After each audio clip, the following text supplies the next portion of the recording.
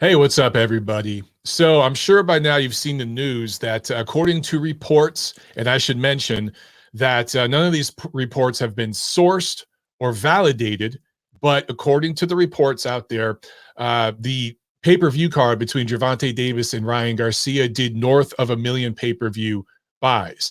Now, there's some argument about the exact figure. Some reports say 1.2 mil, some say 1.4, some say it's way, way higher than that, some say it's lower than that. Honestly, I don't care. I don't care about bickering over a few 100,000 pay-per-view buys. The reality is, I think it's safe to say this did north of 1 million buys. And I'm good with that figure right there. We could just say this was a million pay-per-view buy a promotion. And that is very, very significant. That means that it was a very successful promotion. I should mention the live gate did very well too. The ticket sales did very well and generated a very successful gate. So this was a successful promotion top to bottom. You can argue whether it was a very good card or whether the main event was a good fight or not. I'm not even here to argue that. I want to look at the actual way that we got here and try to figure out how we can duplicate it again. Because what I see happening right now on Twitter and everywhere else is the typical mental masturbation from the fanagers and the pocket watchers. You know, hey, this means they made 20 million. No, they made 40 million. What, arguing over money, or the typical hype job guys in the media that particularly, you know, they hype up different promotions, you know, depending on who it is. But your typical hype men in the media just talking about the pay-per-view buy rate itself. And they're all mentally masturbating over numbers. But nobody's really asking questions and doing a deep dive, again, as to how we got here and how we duplicate this again, how we keep it going. Because this was very, very important, very, very significant. Two young American-born fighters that haven't really proven themselves against elite level opposition, if we're being honest. Now, I talked about this and I got in so much trouble for it, but it's true. Neither one of these fighters, but particularly Ryan Garcia, have not fought elite level opposition. They've never been rated #1 in any division. They've never fought the #1, #2, or #3 fighter in any division, right? They've never been a unified champion or seen as the legitimate champion of a division. They've held belts. Davis has held belts. I think Garcia's held interim belts and stuff, but they've never been seen as the guy, right? So even though these guys weren't the most proven fighters and maybe the most established fighters in that regard, they still trended and they put together a promotion that broke through to the mainstream. That is really significant and important. And we need to try to understand how we got here. So right now, a lot of the media guys, the hype men in the media, they are talking all about Gervonta Davis, which I understand. He won the fight, obviously. He won big. It was decisive, right? Which his stock definitely rose in this promotion and with the fight result. Ryan Garcia's stock probably took a hit. It probably took a hit here because of the way he fought, and a lot of people felt he quit in the ring. You know, I don't like that word, but that's a semantics thing. Anyway, for both of these guys going forward, the question is, can they duplicate this sort of business again in the future? And who would they have to fight to do that? So I'll get to that in a second. But a lot of the guys in the media, again, focusing only on Gervonta and are talking about, I saw a couple headlines, I think IFL, ESPN, just those kinds of outlets saying things like, you know, the success of this card is the Gervonta Davis effect. It's, you know, Tank Davis did this. He's the new guy. I understand why they're doing that, because they're suckling at the power teat. That gravy train is going to be that's their meal ticket. That's how they're going to eat over the next 4 or 5 years, as Tank is the guy now, the commercial face of United States boxing. So I get that. But it's very disingenuous. It's intellectually dishonest, and it's actually undermining what Ryan Garcia brought to the table here. And the reason why I feel the need to mention it is because I want to see the business of boxing be able to duplicate this success. To be able to do that, you have to pay attention to the nuances. And figure out how we got here. So when I look at these two fighters, track record wise, Ryan Garcia had never fought on pay-per-view before. Tank Davis had fought on pay-per-view, I think 5 times prior. It was either 4 or 5 times before this.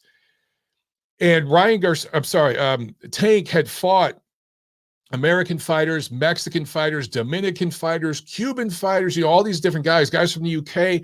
And on pay-per-view, I think it was mostly American fighters. But he had fought different demos, and he could never break through with the pay-per-views. Now, he was a proven ticket seller. Tank has sold out arenas, or if he hasn't sold them out, he's been very close to it. He's done very good, impressive gates in ticket sales in multiple markets. So he broke through as a ticket seller, but he could never break through into the mainstream with the pay-per-view sales. And I've talked about this a lot. Gervonta Davis's fan base is very passionate, very, very loyal, very loud, right? But it's niche. It's a niche fan base. It's not a mainstream casual fan base. That is what Ryan Garcia brought to this promotion. Ryan Garcia, if you look at his social media following, it's tens of millions of people. If you look at TikTok and Instagram and all that stuff, right? He brings tens of millions of people. And when you sell pay-per-views, it's not necessarily how proven you are that's going to sell a pay-per-view. It's how popular you are, especially in this era of media, in the social media era of boxing. We're now in that era, right? And what's significant about this promotion and the success of it, and the thing that everybody keeps overlooking, and I can't understand this, how people are just not seeing this.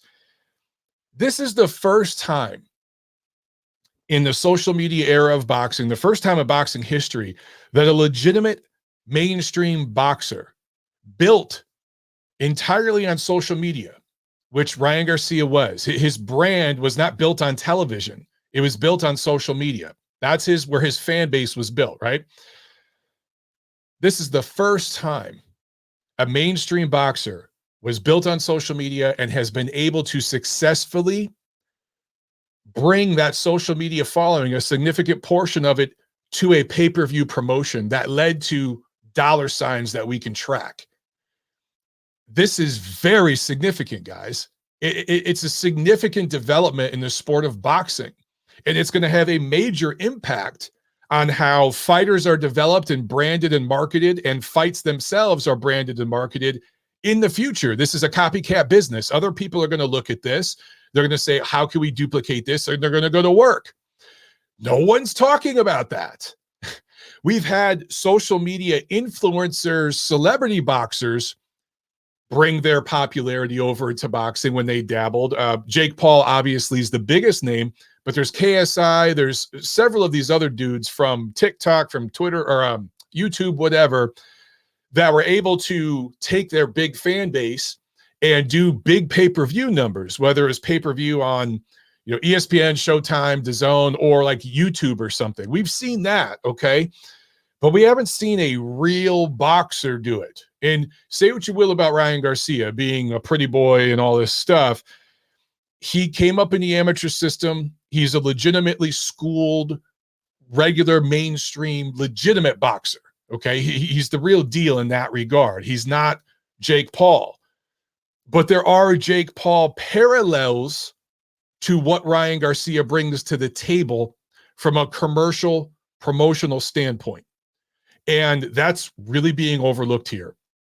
Tank Davis, I mentioned the 5 or so pay-per-views he had before. They all were around 200,000 pay-per-view buys. Some were less than that, some a little more than that, but he never cracked 250,000 buys. Then all of a sudden, with this fight with Ryan Garcia, it breaks north of 1 million. So just looking at the track records and the social media followings, Ryan Garcia's social media following dwarfs Tank Davis's. Looking at the track record of the two, primarily Tank Davis's track record, because Ryan Garcia didn't have one with pay-per-view, I think it's safe to assume that the majority of the pay-per-view sales came from Ryan Garcia. I'm not saying that to disrespect Tank, because I think the majority of the ticket sales came from Tank, because Tank, as I mentioned before, is the proven ticket seller. So you had the ticket seller, the proven ticket seller, moving the tickets, and then you had the social media star bringing in the casual mainstream fan base and exposing Gervonta Davis to that fan base for the first time. It was a perfect storm. And that's what led to this successful promotion. So again, this is a significant development. It's the first time for years, guys, for years, what have we heard from the hype men in the media? Especially when it comes to certain fighters, they'll say, oh, well, the video clip of this guy's knockout, it trended over the weekend. You know, it was trending on Twitter. It was trending on Instagram. It didn't sell any pay-per-views, but it was trending, right? And that's, they always say things like that. Tank's knockout of Leo Santa Cruz, some of Wilder's knockouts, be it Luis Ortiz or Robert Helenius, we'd hear their hype men in the media say things like, well, man, yeah, maybe the pay-per-view sales weren't big, but they trended on social media. The knockout trended on social media, and that's going to lead to dollars. Well, it hasn't. It hasn't, not once. It hasn't led to dollars. This time it did. This time social media popularity directly fed a pay-per-view promotion. So this is significant.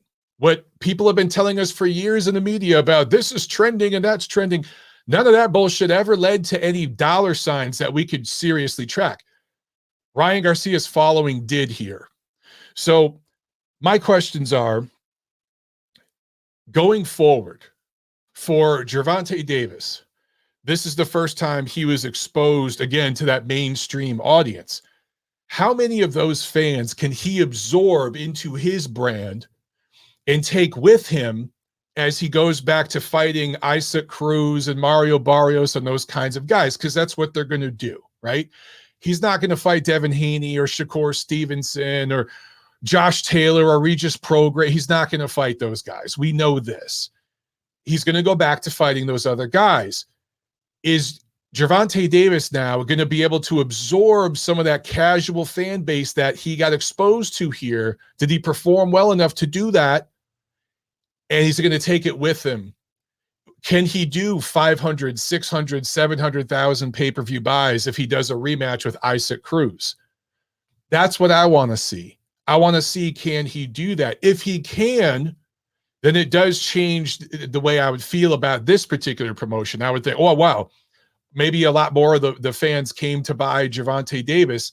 Right now it feels like a lot of the fans that bought this came from Ryan Garcia's side. I mean, again, I'm just basing that on track record and logic and numbers on social media. But that could change. My opinion on that could change. For Ryan Garcia, I mentioned his brand took a hit. Can he still has a very popular social media following. All those teeny bopper girls that love watching, videos of him hitting the Cobra bag, they're not going anywhere. How many of them that bought this fight against Tank will show up, though, and buy his next pay-per-view? Can Ryan Garcia continue to be a brand, or is the jig up now because he lost? And not only did he lose, he lost very decisively. And as I mentioned before, a lot of fans felt that he quit, that he could have continued going, and he decided to stay on the knee when he got hit with that body shot in the 7th round. So that's another big question. Can they build Ryan Garcia back up? Can they find a way to market him and his story, the comeback? Can they do that and use his social media following to continue to build him and get him back into another big pay-per-view fight? Ryan's going to fight at 140. That's where he belongs, right? He'll eventually wind up at 147. But there are guys at 140 that he could fight that will make for big promotions. There are personalities there. There are good fighters there. There are eventually going to be guys currently at 135 that will probably move up to 140. So Garcia is going to have options in terms of guys he could fight. Some of those could lead to potentially big fights and potentially a pay-per-view level fight. Maybe not on the scale of this fight against Gervonta Davis, but still a sizable fight. Can Ryan Garcia come back and rebuild his brand, or is this a one and done? If it was a one and done, then here's another question. Did the business of boxing screw this up a little bit? Now, hear me out. I understand this promotion made a ton of money, tens of millions of dollars of profit. I'm not talking about revenue. I'm talking profit. These guys made a lot of money here. Both sides made a boatload of cash. So in that respect, of course they got it right. It was a freaking home run, right? Grand slam. But long term, did Ryan Garcia's side concede too much? Catch weight, rehydration clause. Now we're hearing there is a mole in camp, a potential injury in camp, all these things going on. Did they bite off more than they could chew? And if so, does that mean Ryan's finished? Does that mean the potential of what could have been down the line?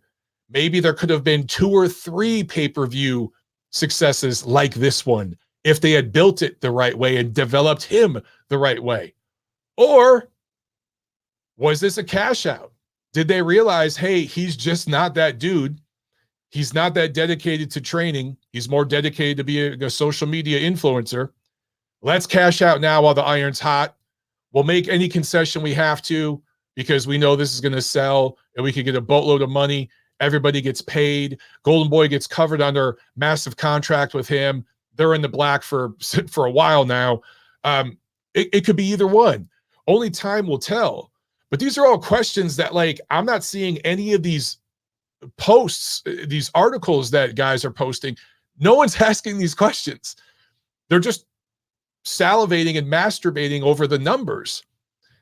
So anyway, yeah, I think that's all. I'm trying to think if there's anything else I wanted to put out there related to this. I mentioned this in the video I did last week.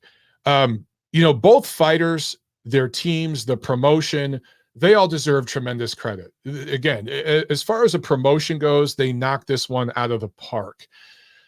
Want to clarify something too. I took a lot of heat for some of my commentary about this fight when it was signed months ago. One in particular jerk off who goes after me all the time screenshot it and tweeted it out last week, and it created this whole firestorm. Listen, I made the comment that the matchup between Tank Davis and Ryan Garcia in the 1990s would have been a boxing after dark level matchup. When I talked about that, I was not referring to their popularity on social media. Social media didn't exist in the 90s when Boxing After Dark was out. So obviously, you can't even make that comparison. Only a moron would. So for anyone to interpret that from my tweet just reveals their stupidity or their dishonesty. What I was talking about clearly and obviously for anybody with half a brain was their level of accomplishment coming into this fight. Regardless of how you slice it up, okay? Neither one of these guys proven against the best. Neither one of them, but especially Ryan Garcia. This was 2 young, undefeated American fighters, contender level. I call them contenders. That triggered people. Look, Tank is a 135 guy. Garcia is a 140 guy. The champ at 135 is Devin Haney. The champ at 140 is Josh Taylor. Those are the champions. These 2 guys are contenders. That's it. It's pretty easy, those semantics. Pretty easy to follow. But 2 young, undefeated American contenders, not proven yet against the elite, but popular. That is exactly the kind of matchup that in the 90s would have been on HBO Boxing After Dark. Everybody can, with half a brain, could recognize that. People got so upset at that and took it almost like a personal attack. Guys, all I was trying to say is the landscape of this sport has changed. The way it's marketed, the way it's branded, the way fighters are developed, and when they finally step up many times, it does go to pay-per-view like this. This was the first real test for both of these fighters. This was the first time that either one of them was in there against a guy that could really hurt them, really beat them. They had some tests as they developed as prospects, contenders, Reggie belt holders. But this was the first time in their pro careers that they were in there against a guy that could really, really knock their lights out and pose a real threat. And if you want to see proof of this, just look at Gervonta Davis and his team demanding the stipulations on the weight that they did with Ryan Garcia. That says it all. They knew what they were in against. So anyway, that's what I meant with that. Okay, I just want to clarify that for people who might be confused. Anyway, very successful promotion. This does change the game because this is the first time that social media influencer branding has been used to develop a real boxer, and they were successfully able to translate that into literal dollars, pay-per-view buys. This has never happened before. It is significant. That, to me, is the headline here. That is the story. I'd like to talk about this more. So let me know what you guys think about this. Comment below. What am I missing? What am I overlooking? What am I getting dead wrong?